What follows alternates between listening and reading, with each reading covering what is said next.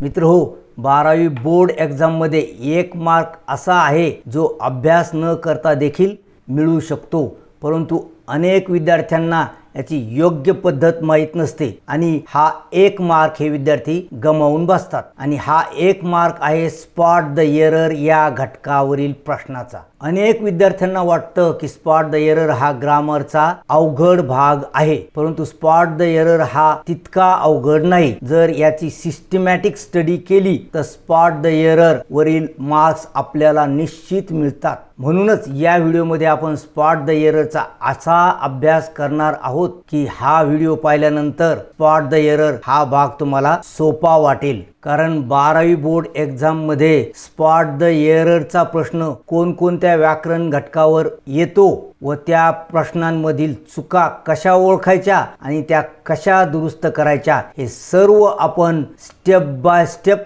शिकणार आहोत। म्हणून व्हिडिओमधील एकही भाग स्किप करू नका, कारण हा एकच मार्क तुमच्या स्कोअरमध्ये खूप मोठा फरक पाडतो। चला तर मग 12वी बोर्ड एक्झाममध्ये स्पॉट द एररवर कोणत्या घटकांवर प्रश्न येतात ते प्रश्न सोडूया, त्यांचे नियम पाहूया। मित्रहो नमस्कार, मी डॉक्टर नारायण बिडवे। मित्रहो, स्पॉट द एररसाठी ज्यावर प्रश्न येतो तो सर्वात महत्त्वाचा घटक म्हणजे tenses.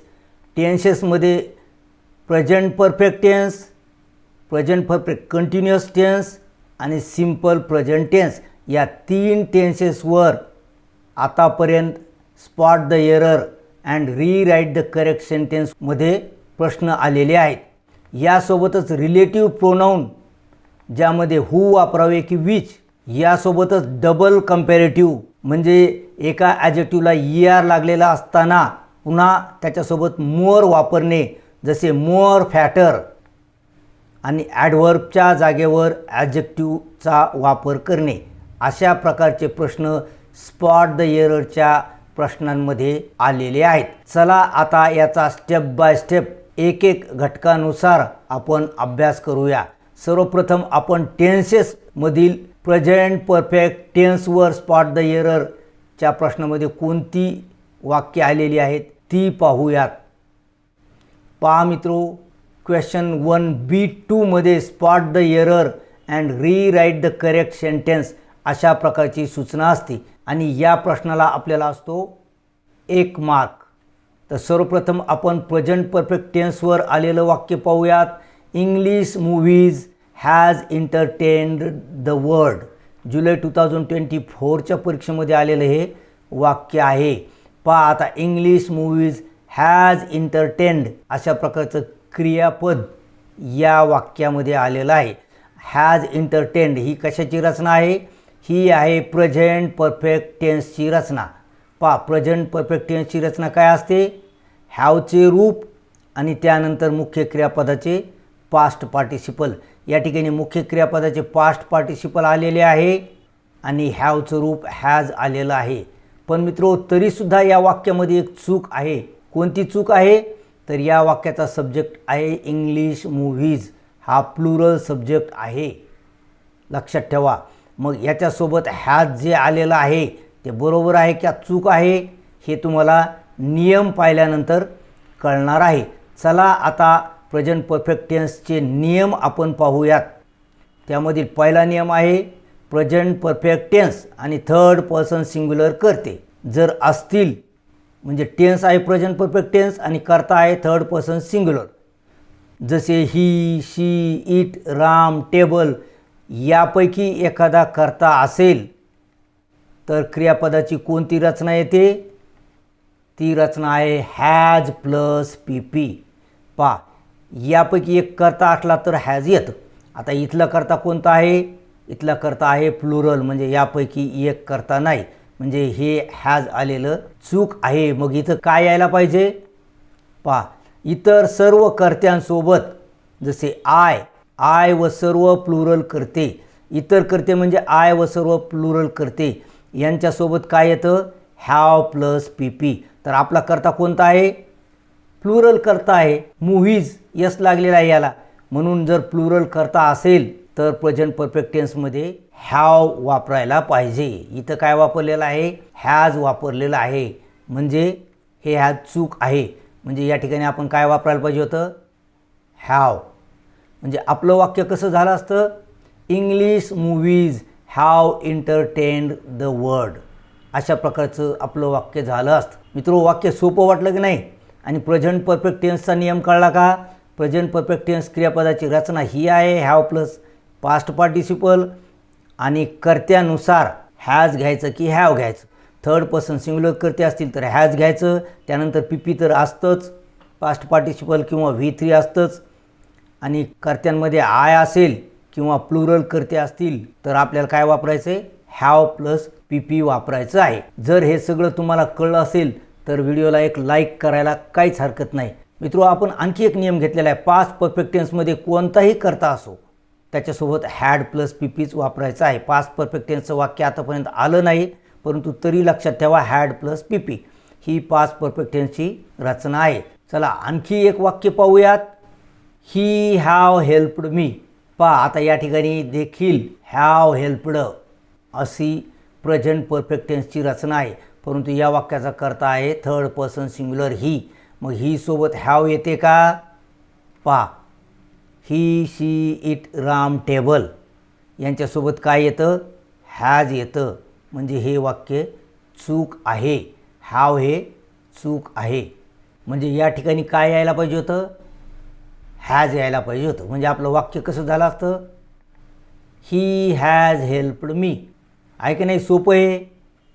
He see it Ram table सारखे थर्ड पर्सन सिंग्युलर कर्ते आले तर हॅज वापरायचं, आणि इतर कर्ते म्हणजे आय प्लस प्लुरल कर्ते यापैकी कोणताही कर्ता आला तर हॅव वापरायचं. म्हणजे इथलं हॅव चूक होतं. चला आणखी एक वाक्य पाहूयात, he has often ask me to think before I speak.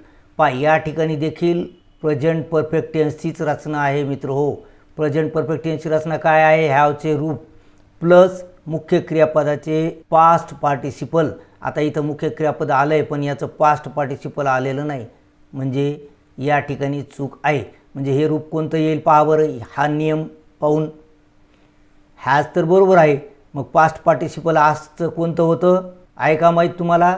तर आजचं पास्ट पार्टिसिपल होतं आस्क्ड. म्हणजे आपलं वाक्य कसं होईल, he has often asked me to think before I speak. अशा प्रकारे मित्रो प्रेझेंट परफेक्ट टेन्सचे सगळी वाक्य आपण केलेली आहेत. क्रियापदाची रचना लक्षात ठेवायची, हॅव प्लस पास्ट पार्टिसिपल त्याच्यामध्ये असलंच पाहिजे, आणि त्याच्यानंतर कर्ता कोणता आहे ते शोधायचं. ही शी इट राम टेबलपैकी कर्ता आहे का आय किंवा प्लुरल कर्त्यांपैकी एक कर्ता आहे. प्लुरल कर्ते असले तर हॅव वापरायचं, ही शी इट राम टेबल असेल तर हॅज वापरायचं. चला आता आपण प्रेझेंट परफेक्ट कंटिन्युअस टेन्सचं वाक्य पाहत आहोत. मित्रो, प्रेझेंट परफेक्ट कंटिन्युअस टेन्सवर देखील अनेक परीक्षांमध्ये वाक्य आलेले आहेत. पहा, फेब्रुवारी 2023चं हे वाक्य आहे, she has been worked in this office since 1996. पहा, आता या ठिकाणी हॅज बीन आलेलं आहे आणि त्यानंतर वर्कड आलेलं आहे. हॅज बीन तर बरोबर आहे, प्रेझेंट परफेक्ट कंटिन्युअस टेन्सच्या रचनेमध्ये येतं. पहा, प्रेझेंट परफेक्ट कंटिन्युअस टेन्सची रचना काय आहे, हॅव किंवा हॅज बीन त्यामध्ये येतं. म्हणजे हे हॅज बीन बरोबर आहे. आणि त्यानंतर काय येतं, मुख्य क्रियापदाचे व्हर्ब प्लस ING. तर या ठिकाणी हे जे क्रियापद आलेलं आहे हे मग चुकीचं आहे. तर इथं कोणतं क्रियापद यायला पाहिजे, विचार करा. कोणतं यायला पाहिजे, वर्किंग असं क्रियापद यायला पाहिजे होतं. ING लागलेलं क्रियापद यायला पाहिजे होतं. चला आता याचे नियम आपण पुन्हा एकदा रिवाईज करूयात. थर्ड पर्सन सिंग्युलर कर्ते असतील, he she it Ram table सारखे, तर त्यांच्यासोबत has been plus verb ING येतं. ही आहे कशाची रचना, प्रेझेंट परफेक्ट कंटिन्युअस टेन्सची रचना. कर्त्यानुसार हॅज बीन येतं का हॅव बीन येतं हे आपण पाहत आहोत. हॅवचं रूप या ठिकाणी प्लस बीन येतं हे आपण पाहिलं, परंतु हॅज घ्यायचं का हॅव घ्यायचं हे आपल्याला माहीत नाही. तर कर्ता he she it Ram table सारखा असेल तर has been plus verb ING घ्यायचं. इतर कर्त्यासोबत काय घ्यायचं, इतर कर्ते म्हणजे आय किंवा प्लुरल कर्ता, त्यासोबत have been plus verb ING घ्यायचं. तर आपलं वाक्य कसं होईल, शी हॅज बीन वर्किंग असं हे व्हायला पाहिजे होतं. In this office since 1996. आणि मित्रो पास्ट परफेक्ट कंटिन्युअस टेन्समध्ये had been plus verb ING. लक्षात ठेवा, पास्ट परफेक्ट टेन्स किंवा पास्ट परफेक्ट कंटिन्युअस टेन्स आला की हॅड येतं. चला आणखी एक वाक्य आपण पाहूयात. Doctor Dixit has being practising for 20 years असं हे वाक्य आहे. जून 2025च्या परीक्षेमधलं, म्हणजे गेल्या वर्षीच्या परीक्षेमधलं. आता इथे पहा, हॅज नंतर बीइंग आलेलं आहे, ही चुकीची रचना आहे. आणि त्यानंतर प्रॅक्टिसिंग आलेलं आहे, म्हणजे क्रियापदाला आय एन जी आलेला आहे. इथे हॅज आहे आणि इथे क्रियापदाला आय एन जी आहे, म्हणजे ही प्रेझेंट परफेक्ट कंटिन्युअसची रचनाच आहे. त्याच्या मधला भाग म्हणजे हा बीनचा भाग या ठिकाणी चुकीचा दिलेला आहे. म्हणजे इथं काय पाहिजे होतं, इथे साहजिकच हॅज बीन किंवा हॅव बीन आहे, म्हणजे या ठिकाणी काय असायला पाहिजे होतं, बीन. म्हणजे आपलं वाक्य कसं झालं असतं, doctor Dixit has been practising for 20 years असं आपलं वाक्य व्हायला पाहिजे होतं. मित्र हो, तुम्हाला प्रेझेंट परफेक्ट कंटिन्युअस टेन्सची रचना कळलीच असेल. त्यामध्ये हॅव किंवा हॅज बीन आणि त्यानंतर क्रियापदाचं व्हर्ब आय एन जी वापरावं लागतं, जसं आपण या आणि याच्या अगोदरच्या वाक्यामध्ये देखील केलेलं आहे. मित्रो, आता या ठिकाणी दिलेलं वाक्य सोडवा आणि याचं उत्तर कॉमेंट बॉक्समध्ये लिहा. मित्रो, व्हिडिओ पॉज करा, हे वाक्य सोडवा, याचं उत्तर कॉमेंट बॉक्समध्ये लिहा आणि व्हिडिओच्या शेवटी याचं उत्तर तुम्हाला मिळणारच आहे, म्हणून व्हिडिओ शेवटपर्यंत पहा.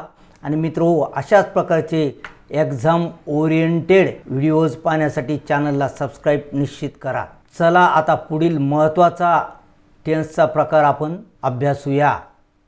ही prescribe medicine to his patients. फेब्रुवारी 2024च्या परीक्षेमधील हे वाक्य आहे. मित्रो, सिंपल प्रेझेंट टेन्समध्ये हे वाक्य आहे. याचा सब्जेक्ट आहे ही आणि ही सोबत कोणत्या प्रकारचं क्रियापद येतं हा महत्त्वाचा घटक आहे. म्हणून सिंपल प्रेझेंट टेन्सच्या क्रियापदाची रचना आपण अगोदर समजून घेऊया. पहा, सिंपल प्रेझेंट टेन्समध्ये क्रियापद हे एकाच शब्दाचे आणि वर्तमान काळी क्रियापद असते. एकच शब्द जर असला क्रियापदामध्ये आणि ते प्रेझेंट टेन्समध्ये असलं क्रियापद, म्हणजे वर्तमान काळी तो शब्द असला तर तो सिंपल प्रेझेंट टेन्स असतो. परंतु हा जरी सिंपल प्रेझेंट टेन्स असला तरी एक नियम हे क्रियापद भंग करतं. तो कोणता नियम आहे, थर्ड पर्सन सिंग्युलर कर्ते असतील, जसे ही, शी, इट, राम, टेबल. जसा या ठिकाणी ही हा थर्ड पर्सन सिंग्युलर कर्ता आहे, तर काय करावं लागतं, क्रियापदाला यस किंवा ईएस लावावं लागतं.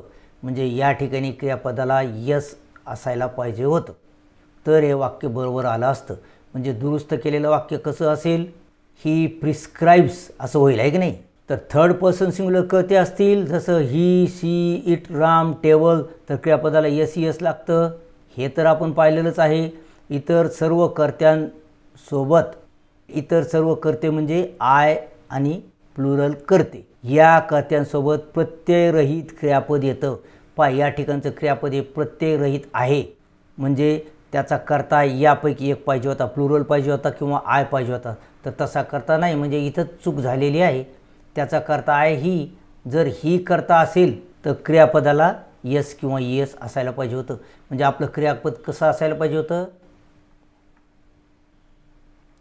प्रिस्क्राईब्स असं यस लागलेलं आपलं क्रियापद असायला पाहिजे होतं. म्हणजे वाक्य कसं होईल, ही प्रिस्क्राईब्स मेडिसिन टू हिज पेशंट्स. चला आणखी एक वाक्य पाहूयात. I never forgets the given responsibility. आता पहा, या ठिकाणी आय सब्जेक्ट आहे आणि आय सोबत या ठिकाणी क्रियापदाला यस लागलेलं आहे. जे बरोबर आहे का, आय सोबत क्रियापदाला यस लागतं का, प्रत्ययरहित क्रियापद येतं आय सोबत, म्हणजे हे यस लागलेलं चुकीचं आहे. म्हणजे हे क्रियापद कसं असायला पाहिजे होतं सांगा बरं तुम्ही. व्हिडिओ पॉज करून कॉमेंट बॉक्समध्ये लिहा क्रियापदाचं रूप. आता मी लिहितोय, I forget, I never forget the given responsibility, असं हे वाक्य असायला पाहिजे होतं. मित्रो हो, सिंपल प्रेझेंट टेन्स हा ग्रामरमधील अतिशय महत्त्वाचा भाग आहे. या ठिकाणी सिंपल प्रेझेंट टेन्सवरील व्हिडिओ आपण दिलेला आहे. हा व्हिडिओ अवश्य पाहून घ्या, कारण सगळ्या लोकांच्या चुका याच्यामध्येच होतात. आता तुमच्यासाठी एक वाक्य या ठिकाणी दिलेलं आहे. My friends always dash dash me. काय करायचं आहे तुम्हाला? Fill in the blank with proper word. Help, helps आणि हेल्पिंग या 3 शब्दांपैकी योग्य शब्द तुम्हाला इथे वापरायचा आहे. तुम्हाला कर्ता कोणता आहे मी माहीत करून देतो, मग त्यावरून तुम्ही कोणता शब्द वापरायचा पहा. कर्त्याला यस लागलेला आहे म्हणजे प्लुरल कर्ता आहे. आता प्लुरल कर्त्यासोबत यापैकी कोणतं क्रियापद वापरायचं ते पहा. मित्रो, कॉमेंट बॉक्समध्ये नुसता शब्द तुम्ही लिहिला तरी चालेल. चला आता आपण रिलेटिव्ह प्रोनाऊन वरील प्रश्नांकडे वळत आहोत. I know a man which is very tall. जुलै 2021च्या परीक्षेमध्ये आलेलं वाक्य आहे. पहा या ठिकाणी मॅन मेन नाऊन आहे, ज्याच्यासाठी हे रिलेटिव्ह प्रोनाऊन आलेलं आहे. मॅन ही व्यक्ती आहे आणि व्यक्तीसाठी विच येतं का हाच प्रश्न आहे. तर नियम काय सांगतोय पहा. व्यक्तीसाठी हू येते. नियमानुसार व्यक्तीसाठी हू वापरायला पाहिजे. म्हणजे या ठिकाणी काय वापरायला पाहिजे होतं आपण? हू. म्हणजे आपलं वाक्य कसं झालं असतं? I know a man who is very tall. पहा व्यक्तीसोबत हू वापरतात. आणखी एक वाक्य पहा. We must plant trees. पहा आता इथं ट्रीज वस्तू आहे, हे इथे चूक करतोय मी. वस्तूसोबत हू येतं का? आपण पाहिलं व्यक्तीसोबत येतं हू, मॅन आणि हू, आहे की नाही. तर ट्रीजसोबत हू येतं का?